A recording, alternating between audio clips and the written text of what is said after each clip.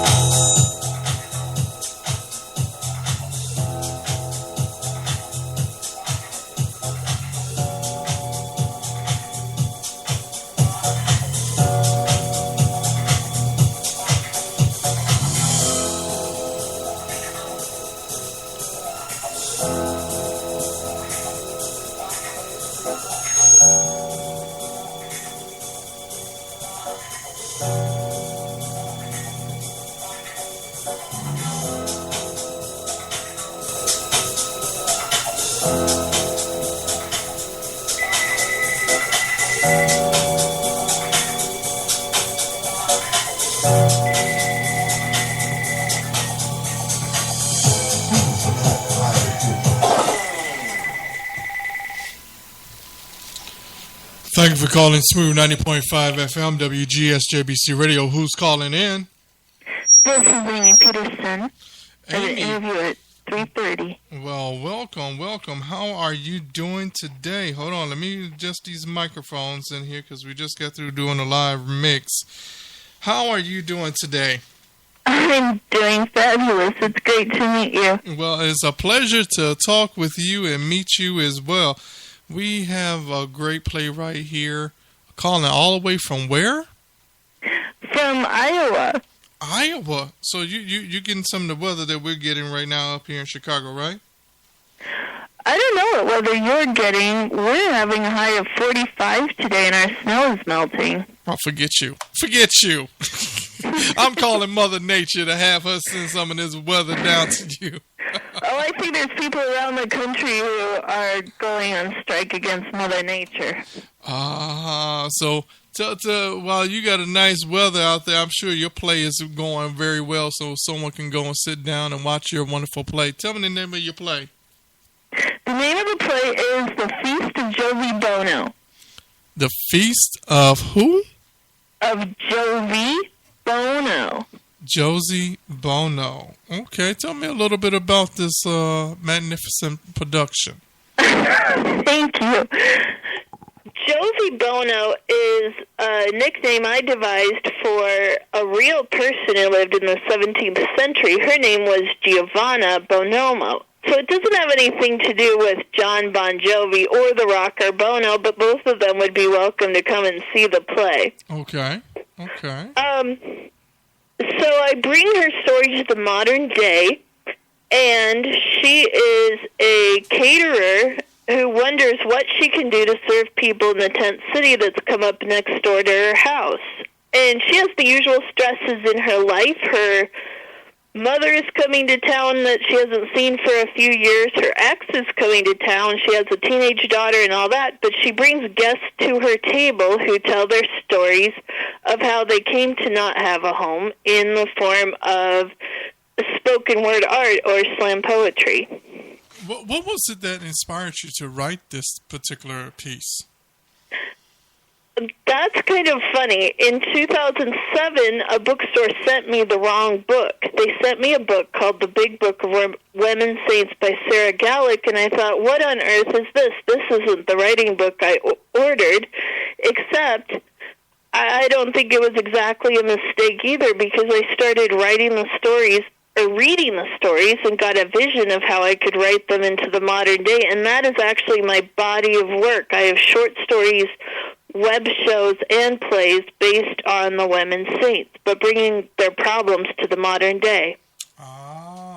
Okay. So if you had to revamp your play and do it all over again, what would you change about it? If I had to revamp my play, I'm actually doing a slight rewrite for the upcoming production in Boston. I'm cleaning up some of the poetic passages, and I might be adding a new homeless character, a homeless veteran. Okay. Well, what type of genre is your play? Is it on the gospel realm? Is it dealing with sexual abuse? What is it dealing with? And why should my listeners, or why should anyone come and see your play? What makes your play stand out from any other play that's being played in Ohio right now? I think one thing that stands out about it from any play being played anywhere is there is an activist component to all of my work, too. My goal is for the cast, the crew, the audience to go out and do something about these issues. So the Feast of Jovi Bono is about homelessness. When we put it up in Boston, I have a Boston team working on this, so I don't know what the exact details are, but we will reach out to Haley House in Roxbury to work with them on possibly a dinner for the homeless, or Rosie's Place, or the Old South Church. When I was in Boston last summer, the people who were homeless were asleep for the night, and they were neatly arranged on the wide steps of the Old South Church. I mean, it was kind of horrible, but kind of interesting. And then they wait there because there is a day program for them at that church.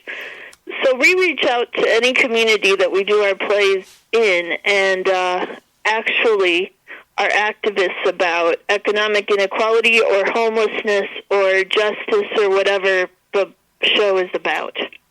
Have you ever thought about taking a homeless person and utilize them in your stage production?